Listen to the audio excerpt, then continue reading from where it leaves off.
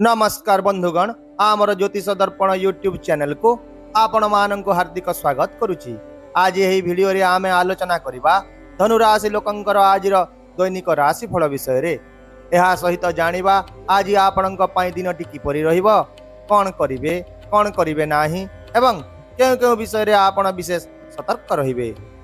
एहा छडा वीडियो रे शेष रे जानिबा आजिर किछि विशेष उपाय विषय रे, जहाको विश्वास सहकारे पालन कले आपण निश्चय सुफल पाइबे।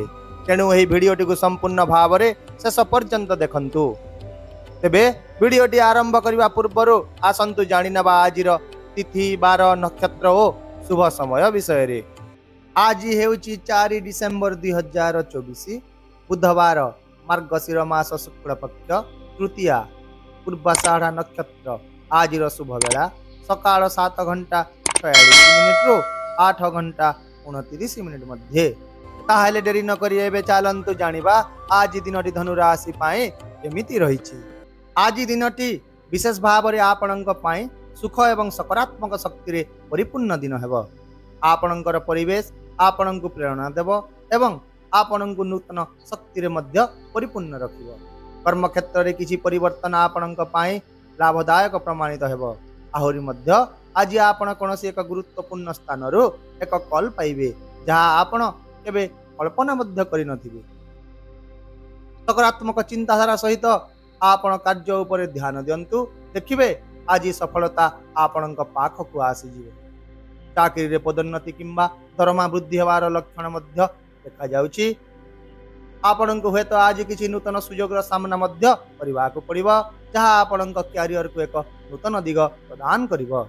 आर्थिक दृष्टिकोण जदि देखिबा आज आपण बुझिबे जे चिंता न करी टंका खर्च करिबा आपणक पई केते क्षतिकारक होई पारे। तेणु आज आपण निजर खर्च को नियंत्रण करंतु, संचय करिबा को चेष्टा करंतु एवं यदि आवश्यक हेउची तेबे कोनोसी जने अभिज्ञ व्यक्ति ठारू परामर्श मध्य नियंतु। कोनोसी जागारे जदि आपणकर टंका पड़ी रहिछि तेबे ताहा आज पाइबार संभावना बहुत रहिछि। तो कौनसी प्रमुख आर्थिक निष्पत्ति नेबा पूर्व से विषय रे आपण पुंखानुपुंख अनुसंधान करंतु। स्वास्थ्य दृष्टि आज आपण निजर असुस्थता किंबा स्वास्थ्य संबंधी कौनसी प्रसंग उपरे अधिक आलोचना करंतु नाही। एहा परिवर्ते आपण निजर मन को शांत रखंतु एवं किछि आकर्षणीय एवं सृजनशील कार्यकलाप करंतु। आज आपण रोग विषय रे जेते चिंता करिवे आपणक स्वास्थ्य सेतिकी अधिक खराब मध्य होई पारे। विशेष भाव रे आपण निजर दैनंदिन कार्य रे ध्यान और योग को अंतर्भुक्त करंतु, जहाँ आपणकर मानसिक एवं शारीरिक स्वास्थ्य पई विशेष लाभदायक हेबो।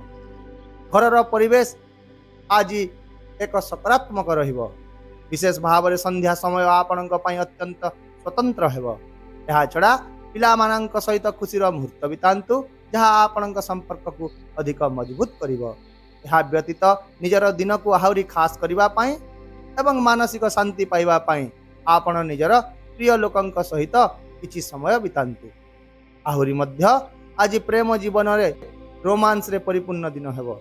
सेही परि वैवाहिक जीवन रे जीवन साथी आपणक भावना को भल भाव रे बुझिबे एवं आपणक सहित किछि स्मरणीय मुहूर्त मध्य बिताइबे। आउ मध्य आज जीवन साथी सरलता एवं प्रेम आपणक दिन को आहुरी स्वतंत्र करिवो।